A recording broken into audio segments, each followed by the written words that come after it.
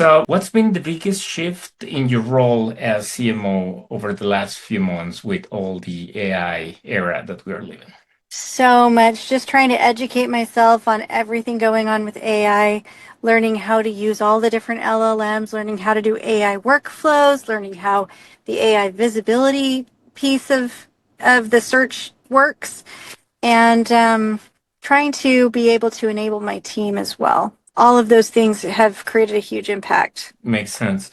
So, when you think about your role as CMO today versus, I don't know, 3 years ago, what's the biggest change that you have seen? Generally speaking, becoming more technologically focused and being able to up level my own skill set from just marketing to also tech enablement is really important. Oftentimes, CMOs are becoming kind of mini CIOs because MarTech has 10,000 tools to be able to choose from. And that's a lot of tools. And a lot of marketing is digital now, which means that we have to be enabled on technology. Correct. Makes sense. So we can agree that AI is moving super fast. And where do you see it changing how you lead the team? So not, I mean, you already talked about empowering them on using AI, but is there anything else that in the way that you actually let them that has changed, improved, or completely be a game changer?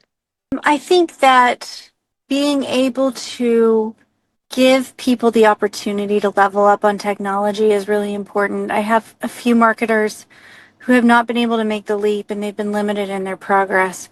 However, I have some people who are very good at their craft, like they're artists, they're writers, they're creative people, and being able to just help them become tech enabled so we can still operate in the same organization digitally, but still give them the opportunity to be creative with the craft that they're so talented in has been the biggest game changer for me. Not everybody is a marketing analytics person. Not everybody is a marketing creative person. Not everybody is very tech savvy. And so being able to put the right people on the bus in the right places is something that I've spent a lot of time working on. Awesome. Yeah, that's great. And yeah, I agree. Depending on your own capabilities, technology can be a good aid to either reinforce what you are good at or to expose what you might need to improve. So yeah, it's a good thing to have technology involved in marketing for sure. So with that in mind, what's one thing that AI has forced you to rethink about the go-to-market strategy? I mean, I know at Fullcast as a company is now embracing AI, but that was not necessarily the case a few years back. So maybe I already know a little bit of the answer, but would like You you to do elaborate on your know a own. lot of the answer already, yes. So, we were originally a territory and quota management platform.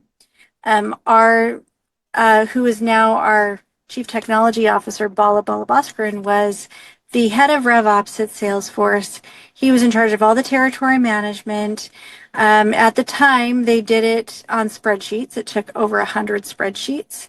It took, um, no, it took 1,500 spreadsheets, 100 people in 6 months to be able to get it done. Well, And he did the first on time, on budget, and then threw his hands up in the air and was like, there's got to be a better way than this. And so he built Fullcast. And so originally it was a territory and quota management technology. And then we realized, once the rest of us got involved, we realized that we wanted to become bigger. We wanted to become a sales performance management platform so we could reach across more areas of the business and help integrate with that platform technology. Then AI came and said, okay, now that you've got all of your SPM done, now take that and change from SaaS to AI native workflows. correct. So we are doing that now, and it's a lot of fun, but it really has changed a lot of the business. Yeah, I can imagine. And I mean, I will assume that's one of the reasons why you also recently acquired Copy AI. How had that come up to be part of the overall strategy of making Fullcast more granular into the different aspects of how it can help other businesses Great with AI? question. So one of the things that copy does really well is the execution of the strategy. So there are a lot of strategy platforms, but being able to be the go-to-market strategy and execution platform has always been our vision, and copy has enabled us to go further faster on that.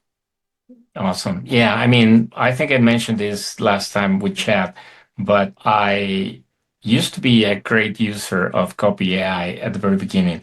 I mean, Oh, right now I don't think I use it that much, but yeah, I love many of the functionalities that it have.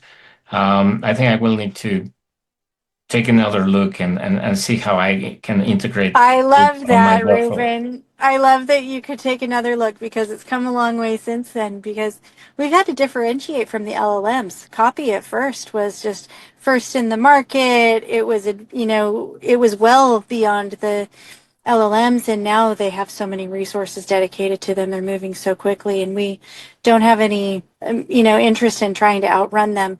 What we want to do is use what we know and use our AI native experience to be able to build go-to-market technology that is specific for use cases in ways that LLMs just can't touch. I agree because I mean, from a technology standpoint, many of the things that I've been hearing from technology leaders is that everything is in the context, and the fact that you need to build a lot of context by using regular LLMs to start scratching good results is definitely time consuming. So having a tool that already had a background of Mhm. what go-to-market strategies means and what are the good practices to put in place in order to basically start executing from ground zero is something I'm very attracted to see Yeah, thank how it you. works. Yeah, Yeah, I no, no, appreciate that. super It's an excited. awesome opportunity for us to be able to do that and to be able to utilize the technology that's already there to achieve specific purposes. Yeah, it makes sense. I mean, definitely. I mean, I wouldn't call it niche, but yeah, the fact that you are being very vertical towards how you differentiate from a general purpose LLM, yeah, it's definitely very appealing for someone like me, and I will assume that I'm not the only one for sure. I hope not. That's what we're counting on, Ruben. Yeah. No, I hear you, and I believe that there's going to be a lot of people gravitating toward that. I mean, as I say, trying to build a thing on your own, it could be chaotic. You can't necessarily be able to control everything, and if there is something that you are left in behind, one way or another, you will realize that that happened, and the outcome is not going to be the best. So definitely partnering with someone who has already the experience to go towards it and help you to minimize the risk exposure or even have a shortcut. I mean, it's definitely valuable. Which in a way it's part of what we are doing at Rebalance with the AI growing this fast. We have started to see that there are a lot of people who are leveraging their game in trying to build new businesses with AI, but at some point they are going to hit a wall because they are not technical enough to fully understand the requirements of a well-executed system, and they will easily realize that they need a partner to go over the next step in a more secure way, literally in security for sure, but in multiple other areas so that they can achieve a good success towards the idea that originated their intent to start building something new. What is the biggest tension that you have navigated right now between moving too fast with AI and being thoughtful about how you are going to use it? Mm. So the biggest thing for us as a go-to-market platform that is AI native is where's the moat? What can we do way better than someone else? Where should we be building where we can't, where we can compete against some of these, companies like Google and X and others with, unlimited resources. So we're really, we think that we found the moat, we found the niche, like you said, we found the area where we cannot be replicated easily. And so that for us has been the biggest decision. And again, I'm a fan of it, and I'm really looking forward to see the outcome of it. You're scaling a marketing solution, and AI is changing the playbook of everything. How do you keep the team confident that you're going towards the right direction? That's a really great question. Also, because especially when we have something like this happening, like it's a huge revolution in the marketplace, everybody's got their own ideas, right? And so being able to align in a team, like you want a team that thinks for themselves, and you want a team that can bring all the ideas to the table. And so for me, one of the most important things is kind of like the disagree and commit principle, where Mhm. you want everybody's different ideas. But then you all have to align behind the CEO and say, even if I disagree with this, I'm going to commit to it, and we're going to all move forward in one direction. Another way to say it is strong opinions loosely held. If you can have those people who are free thinkers, who think deeply and passionately, but are also willing to have their minds changed, I think that that is how you get the team behind you in order to go toward a goal. And the more research, the better. I found myself having my opinions changed by doing additional research, and our CEO has encouraged us as an executive team to be able to do that, because we're all starting to align and see the same things the more we research and understand the broader context. Correct. Yeah, I can agree on that. Yeah, I like how you say that you have changed your mind, and in some things, and I believe that I have done that myself. And the only caveat, if I can say, is that if you want to change my mind, you have to prove me wrong. And research is definitely a way where you can do that. Uh, That is right. Absolutely. When you have that data that speaks for itself, and it's not necessarily an argument, but it's like, laid out right in front of you, it's yeah, very yeah. persuasive. I mean, you can deny that the sky is blue, but at some point you will have to agree to disagree. And the fact that you might say that the sky is not blue, I mean, I don't want to be too technical. I mean, in chemistry, they might say that sky is not blue; it's just a reflection of the light, and obviously we can have a huge debate about that. But towards our original example, I guess that the point is that um, when you have the facts and you have been exposed to data, I mean, whatever you think, is has no point anymore because Yeah, I mean, if if it has everything to be one thing and you are still in denial, you will be the one wrong. And if you're not willing to accept the facts, I mean, that's not going to change that reality is different from your perspective. that's Perspective. right. Yeah. That's right. Absolutely. What do you think CMOs who aren't adapting to AI are missing in the current marketing landscape? Well, CMOs that don't adapt to AI are just going to get left behind. Even in the content area, which is just one aspect. Mhm.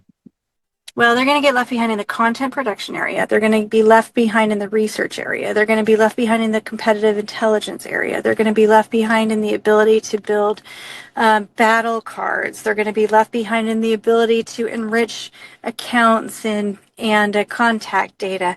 So they're going to be left behind in every single area of marketing, pretty much. I can agree to that.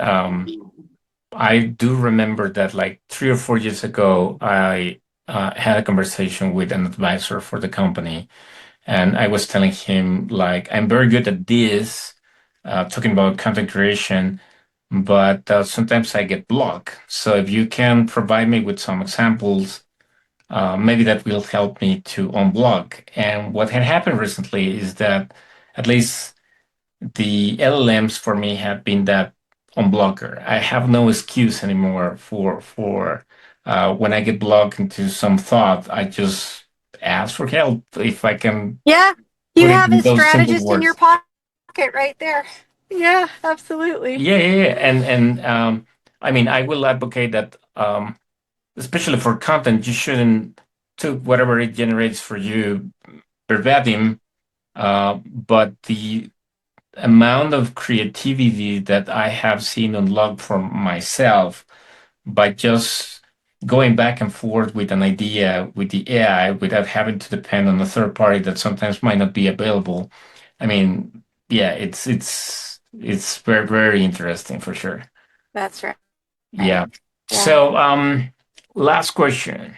If you could tell a marketing leader one thing about leading teams through the AI transition, what would it be? Hmm. I had this experience with one of my marketers, a content director who was very, very talented and realized that AI could produce faster than she could produce. And that was one of her superpowers. She was really nervous. And so it took me probably 4 or 5 conversations to convince her, I need you on my team. Your job is not in jeopardy. I want you to learn how to do what you do faster and be enabled. But your job is not threatened. You are going to have your job. You're just going to have more superpowers to work with now. If I could give one thing to marketers and to marketing teams, it would be don't look at AI agents as replacing your team. Look at them as enabling your team, and your culture will be greater. You're going to have a bunch of cyborgs instead of robots, and you're going to be a lot better off. Agree. Yeah, I totally agree. One of the technology leaders I interview on this last trip to LA says something around those lines that he feels now that he is kind of like an air controller type of person where he's Mm-hmm. just monitoring how those agents are flying instead of he being a pilot. So now he transitioned from the pilot point of view where he was flying the plane to a more larger role where he has multiple pilots and he's just controlling the outcomes of Oh, each I one. really like that analogy. That's a great analogy. Yeah. And that's the way I see at least the current state of agent technology.